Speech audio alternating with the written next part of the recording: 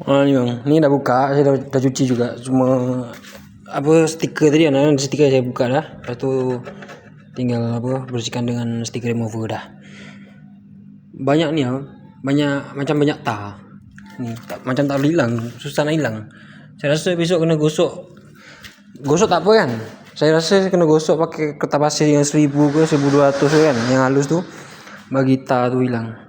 Sebab payah nak hilang, banyak. Ni kan, cat dia ada yang terkopek juga tu, kena ada tar. Saya buka.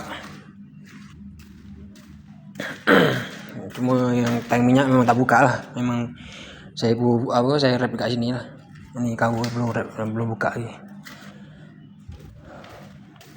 So apa-apa saya update gambar bang.